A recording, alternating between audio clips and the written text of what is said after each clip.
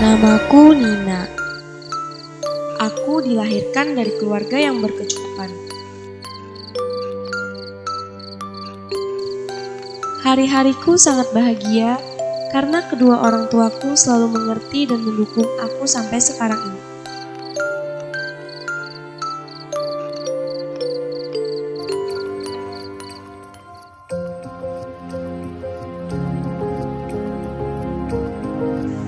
Impianku dari kecil ingin menjadi orang yang selalu membantu dan bermanfaat untuk banyak orang. Maka dari itu, aku pun melanjutkan pendidikan di Fakultas Kedokteran.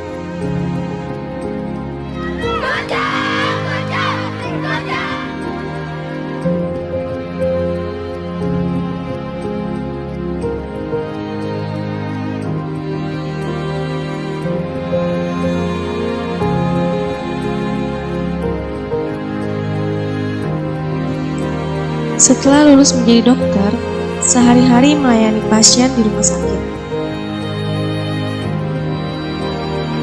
Suatu hari dan keesokan harinya badan saya terasa tidak enak dan kurang fit. Saya berpikir mungkin karena kecapean. Saat seperti itu pun saya harus ada dan hadir untuk melayani pasien-pasien saya. Makin hari, kondisi badan saya makin parah. Akhirnya, saya dan Papa pergi ke praktek dokter spesialis penyakit dalam untuk konsul.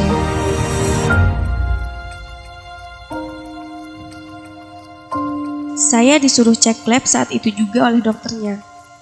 Setelah hasil lab keluar, ternyata hemoglobin saya rendah, ngedrop, dan oleh dokter langsung diperintahkan rawat inap di rumah sakit.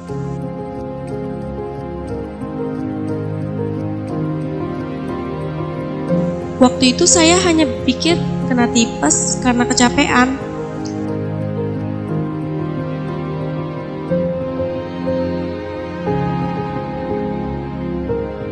Kegelisahan saya semakin menjadi karena selama saya dirawat 2 minggu, masih belum ditemukan penyakit saya apa.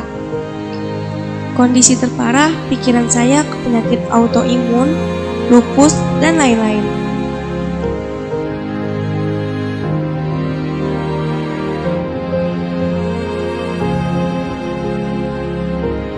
Hampir setiap waktu saya gelisah.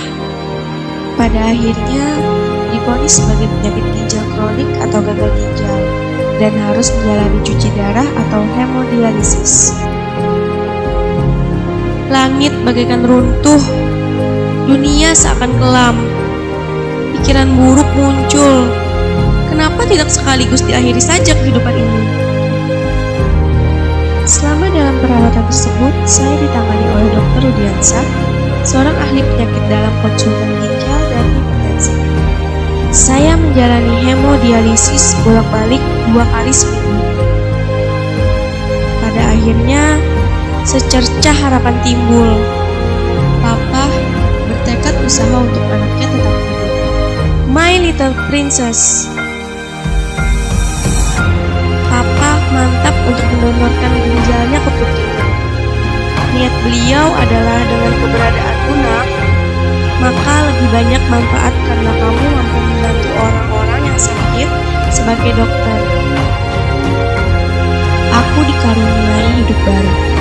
Aku merasa lebih segar, lebih bertenaga, dan bersemangat untuk melayani pasien-pasienku. Dan yang terpenting, aku dapat kembali berada di sekitar orang-orang yang membahagiakanku, terutama bagi papa dan mamaku. My father, my hero. Terima kasih papa.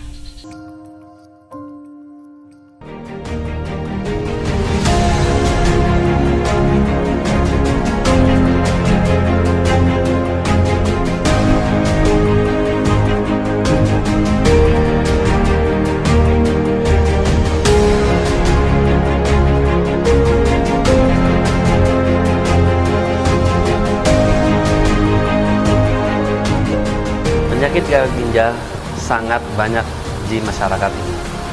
Di Indonesia sendiri 2 sampai per 1000 penduduk.